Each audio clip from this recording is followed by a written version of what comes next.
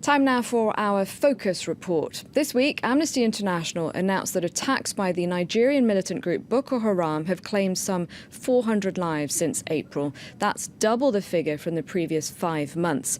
To deal with the growing wave of suicide attacks, authorities in Cameroon decided to dig a major defence mechanism, a trench that will run for about 100 kilometres to keep the extremists from advancing further. Patrick Fondiot and Emmanuel Landé sent us this report.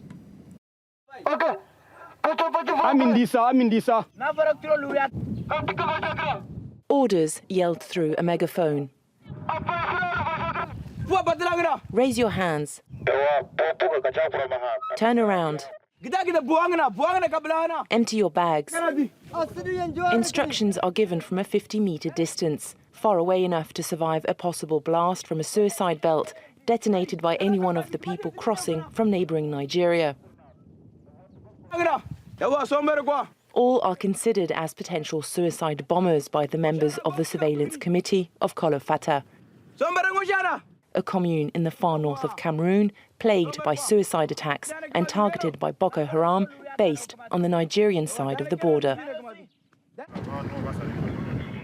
Alerted to an attempted attack by 2 suspected suicide bombers just a few minutes ago, close to the entry control point, the Rapid Intervention Brigade, the elite unit of the Cameroonian army, led by Lieutenant Colonel Nko Ella, makes its way to the checkpoint.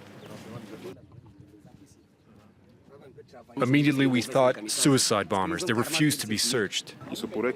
There might be suicide bombers, a woman and a young girl detected there, and they refuse to lift their clothes to be identified as they're doing over there. So it makes them stand out sufficiently to make people feel suspicious. Of course, we have to catch them to reassure ourselves that they're not. The suspects vanish, no doubt to avoid the compulsory checkpoint at the entrance of Kolofata, a commune now almost entirely surrounded by an enormous trench. Measuring 4 metres wide and 3 metres deep, it's the latest anti-terror defence mechanism devised by the Rapid Intervention Brigade to secure the Cameroon-Nigeria border and deter suicide bombers that will stretch over nearly 100 kilometres. On this side, the entry point will continue to be controlled. Faced with a rise in attacks, Cameroon's anti-terror trench is the latest weapon against Boko Haram suicide bombers to try to stop the incursions of the Nigerian Islamist sect and to prevent its militia from taking Cameroonian hostages across the border. During the 3rd week of June, we had almost 10 suicide bombers in a single week. And since we started the trench works, the number of suicide bombers has decreased. We think that it's because this trench acts like a channel for any entry into the town of Kolofata. 2 days ago, we were able to avoid a suicide attack at a checkpoint where local villagers were able to call out an individual who was trying to infiltrate the area with an explosive device.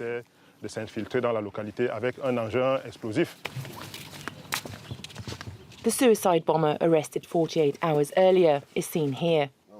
His head is covered so he can't identify his place of detention. He claims to be 16 years old, he's Nigerian and goes by the name of Abba. Bruised from the blows he received by the villagers who arrested him first, he says he was beaten by the angry crowd until the Rapid Intervention Unit picked him up. He also claims he didn't know he was carrying a bomb capable of causing carnage in the marketplace. So now that you know you were sent here to commit a suicide attack, what do you think of those who sent you here with a bomb? The boy says he was forced to follow 2 men from Boko Haram after they paid his father a small amount of money. He claims he was forced to eat biscuits that left him dazed. He was made to believe he wouldn't die. Once in the crowd, he was just supposed to trigger the switch of the device he was carrying.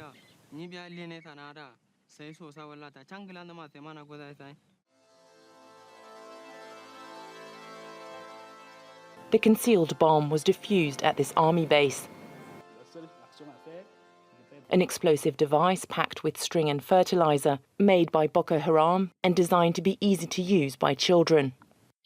These children are used to seeing radios and amplifiers, so they know you just have to turn them on. When you give them to a child and they're told that as soon as you arrive at a market at the site, you have to press this button, they'll do it. The only action required for the young suicide bomber is to trigger the switch.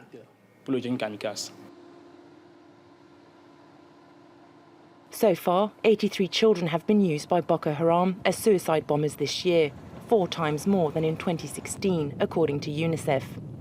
Stopping the wave of young human bombs being sent along strategic routes between Cameroon and Chad and along the border with Nigeria is the #1 priority in the fight against terrorism.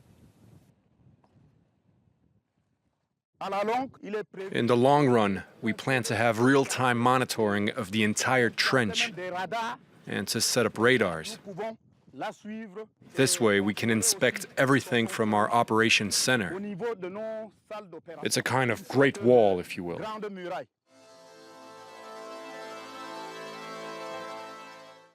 A Great Wall around the Boko Haram stronghold and an anti-terror trench, in the hope it's enough to stop suicide bombers. Joining me now in the studio is Emmanuel Iga. He's a development and geopolitics consultant and the MD of Phobos International. Hello, thank you very much indeed for your time. Thank you. First of all, what do you make of this initiative in Cameroon to build a trench in the hope of preventing Boko Haram from carrying out attacks? Well, the history of mankind has shown that this kind of military, this kind of defense mechanism, whether it's high walls, even fitted with barbed wires or even electrified barbed wires, or deep trenches, as in this case, don't have a total efficiency in preventing the enemy from crossing over. You can only slow down the enemy at some points and maybe enable the rapid intervention force to regroup and go to, chase them away. But this is not definitely going to be a totally difficult structure for Boko Haram to find solutions for crossing over in the long run. This is a 4-meter wide trench, 3-meter deep. I don't see this being a big deal for Boko Haram. They are very smart, well-trained guys. So at the end of the day, they will find loopholes to be able to cross over. And this, of course, will require very colossal means to keep this entire trench across this entire length monitored. With all sorts of devices, including night detection mechanisms and all that. So that's very difficult. Costs a lot of money. It's a lot of money. What should Cameroon be investing in instead then to combat this? Well, I think we saw that the potential suicide bomber that was caught was caught by the villagers. It was caught by the local community. And that's probably the direction we should continue looking at. That's in terms of intelligence, intelligence gathering within the local community. That's very crucial. The community is quite, quick to detect, strange faces, people that they've never seen there before. And they've also organized themselves into vigilante groups. They have vigilantes, monitoring around the villages and all that. That's how they get to detect these guys.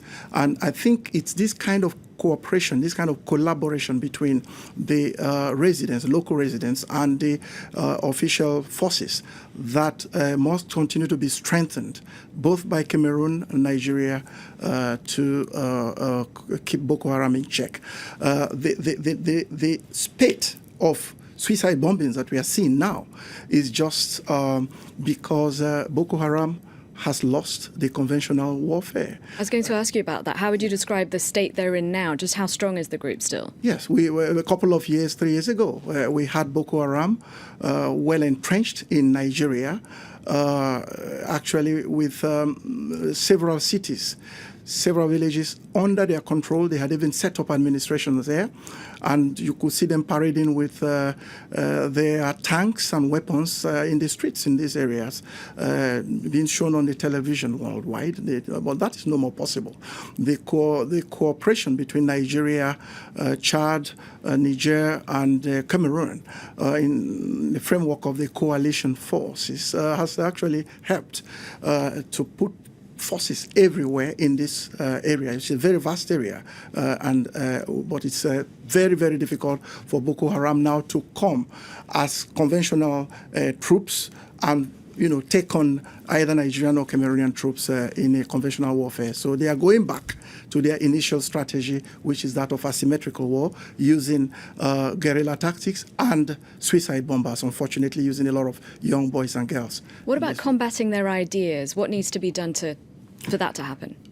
Yes, that's talking about the long-term solution to the crisis. We can build this kind of military mechanisms. We can win a conventional war against Boko Haram, but the problem will still remain if we don't get this region out of its chronic underdevelopment and poverty. And to do that, we need, first of all, to strengthen the mechanisms of education. Boko Haram is very well aware of this, and that is why they are combating education. They are combating Western education. Boko Haram means it's the meaning that Western their name education is forbidden. And that is where to put our focus, to see how we put massive means and resources across Nigeria, Cameroon, Chad, of course, not only in this region of Boko Haram, but in the entire countries, to get these countries out of underdevelopment. Okay, I'm afraid that's all we have time for. Thank you very much, though, for coming in for today's focus, Emmanuel Iga. Thank you for